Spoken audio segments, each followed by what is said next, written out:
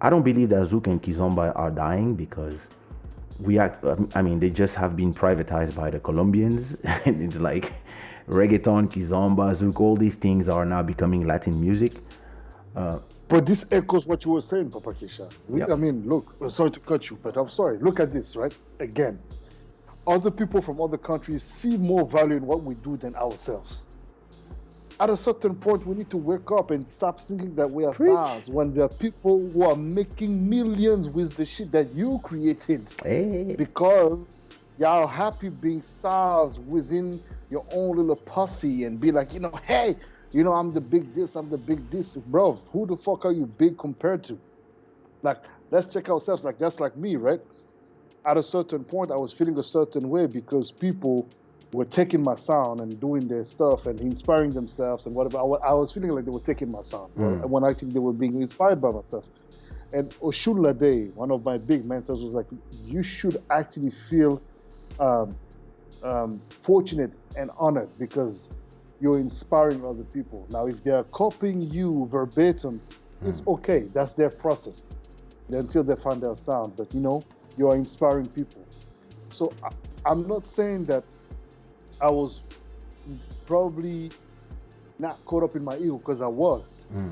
But then when I got that reality check from that person who really has no, it's like when somebody's like you and me, when we talk, it's like, yo, it's real. There's no BS. The problem is that when people get to a certain level, I don't know if you noticed, they're successful, but then they become very sort of like resentful against whoever will give them points of views or axis of direction as to how and where they could take their work. And we experience that, you and I, often as we speak to a lot of people with whom we're trying to share the visions and the strategies that you shared with me that I've applied for my own business, etc., and spreading that gospel, that Keisha gospel. Yeah. But you feel me? It's like when we seeing these things happening, when you just mentioned the Colombians and all that taking this sound, and it's like, dude, wow. Well, it's a beautiful thing, if we know how to take advantage of it. But it's almost like it's echoing what you were saying about the dancers. Yeah, y'all complaining about cultural appropriation, but what are you doing for your own culture? What are you doing for your own brand? For you to bring about a serious, whatever. Man. Yeah, because if everybody is only dancing to trap and whatever's, and doing TikToks on music that is not yours, this is what happens. You have to you have to learn from what the Congolese do, from what the Nigerians do.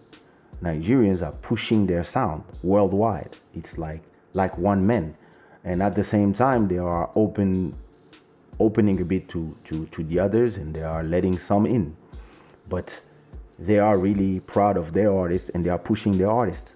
And when they do all these dance videos, they do these dance videos to the genres that they like. And like I tell people, like, don't complain about what people do if you didn't do anything yourself. You can complain if people prevented you from having from having a voice, so that they can have a voice on top of yours. But if you didn't do nothing, you can't complain. You can complain that people are dancing things in the way they are dancing, and at the same time you also have to let art be art, and art evolve by itself. This is something that I always say. But I used to complain like everybody, and at a point I said to myself, have your platform and start telling your stories. Start explaining who you are to the people who come to listen to you, and have those videos here.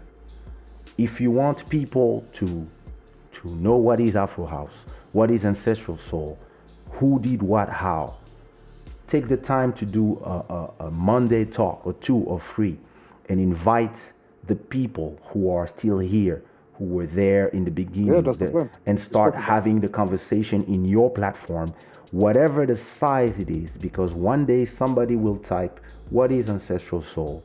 and your video will come first. And this is when this person will be like, "Okay, now I know what it is." One day I don't even know how I asked myself this, but I was having some questioning about wait, let me do something, because I'm hoping I didn't forget to do something. No, it's okay. Yeah, I was having this question about Zouk, but I don't remember exactly what was my question, but I was asking myself, okay, so what is Zouk? Like, who invented Zouk? What time? Where? Etc. And all of a sudden, I start ending up I found some information about what was Zouk, but I ended up in compa. And then I realized that compa came from something, that something, cadence came from something before. And then I start going in and finding videos of people explaining the different what was cadence. And I realized that there was an influence of Congo drums, because actually a lot of the slaves that became the people of Haiti were coming from Congo, or the Kingdom of Congo. So there was a lot of Congo drum, and all these came from Zouk and compa.